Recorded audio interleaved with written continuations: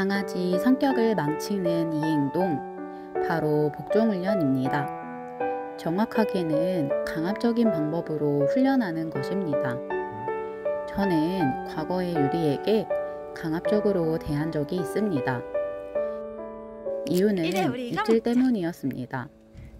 당시에는 유리가 저와 남편 이외에도 다른 사람들을 물면 어떡하지 라는 걱정이 컸습니다. 그럼에도 현재는 이 방법을 후회하고 있습니다.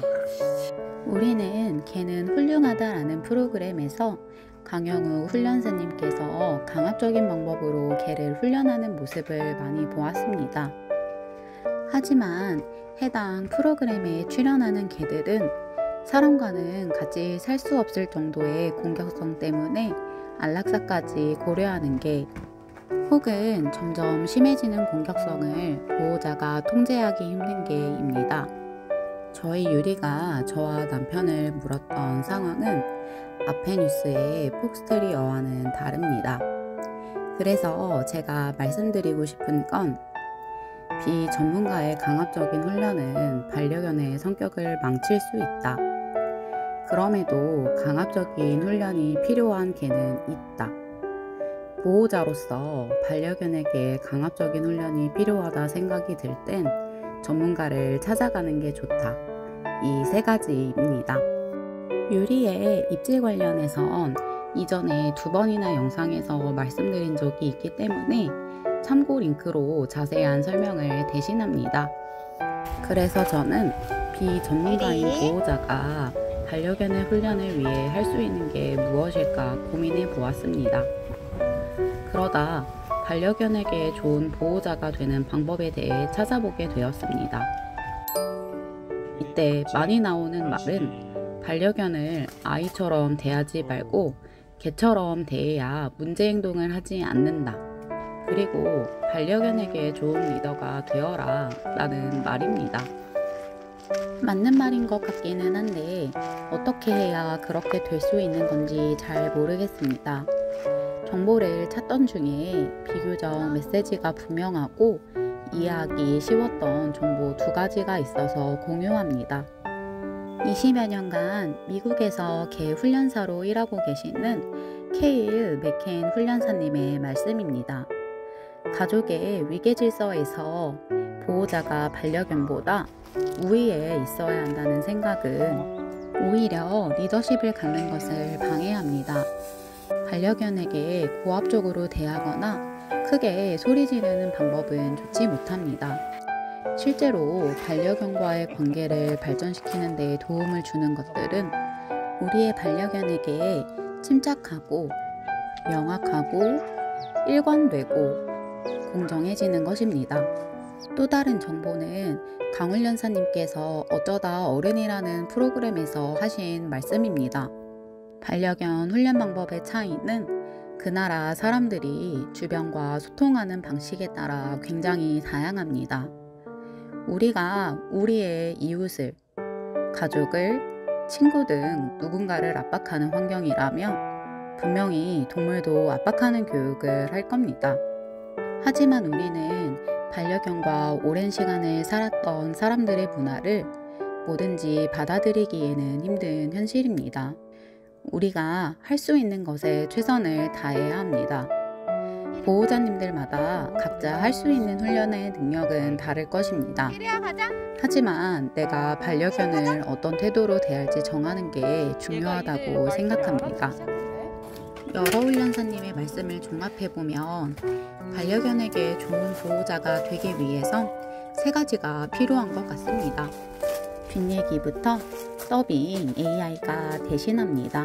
우리 집의 규칙을 반려견에게 침착한 자세로 분명하고 짧은 단어로 말하고 일관되게 행동하여 알려주는 것입니다. 저는 아직 아이가 없지만 반려견에게 좋은 보호자가 되는 방법은 좋은 부모가 되는 방법과 비슷한 것 같습니다. 반려견에게 좋은 보호자가 되는 이상적인 방법은 글로 보면 쉬운 듯 합니다. 하지만 실제로 우리 반려견과 맞닥뜨리는 현실은 어렵습니다. 특히 내가 예상하지 못한 문제 행동을 할 때 그렇습니다. 제가 유리를 키우면서 문제가 되는 가장 힘든 상황은 다음 세 가지입니다.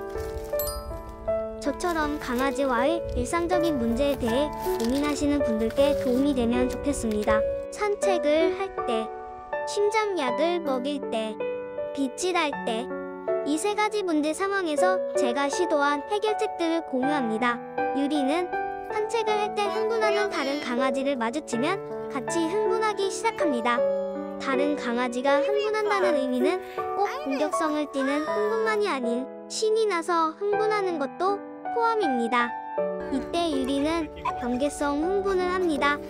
그리고 유리는 이상하게도 갈색 푸드를 만나면 꼭 흥분합니다. 예전에 호텔링을 했을 때 물린 적이 있지 않을까 추측을 하고 있습니다만 갈색 푸들이 유리를 무는 걸 제가 직접 보진 못했습니다. 유리가 흥분하지 않고 저에게 집중을 하게 만드는 게 근본적인 해결책이라는 건 압니다. 아마도 강훈련사님은 해결하실 수 있을 겁니다. 하지만 전 이미 흥분한 유리의 관심을 저에게 돌리기가 힘이 들었습니다. 대신 제가 할 수 있는 건 유리의 흥분이 다 가라앉을 때까지 그 자리에서 기다린 후 산책을 다시 시작하는 것입니다. 이때 도움이 되는 것이 사료 주머니입니다. 수차례 이 행동을 반복을 했더니 어느 날 유리가 흥분하는 개가 옆에 지나가는데도 제 옆에 가만히 앉아 저에게 집중한 적이 있습니다. 항상은 아니고 두세 번 정도 되는 것 같습니다. 두 번째, 심장약 먹일 때입니다. 심장약을 먹이기 위해 사료 국물을 우려냅니다. 실제로 심장약을 먹기 시작한 초기엔 간급을 했습니다. 하지만 유리도 저도 점점 스트레스를 받았고 다른 방법이 필요했습니다. 동물병원에서는 올리고당과 약을 섞여 먹일 것을 추천해 주셨습니다. 하지만 유리는 이상하게 먹지 않았습니다. 그래서 찾은 방법은 사료 국물에 약을 타주는 것입니다. 엄청 잘 먹습니다.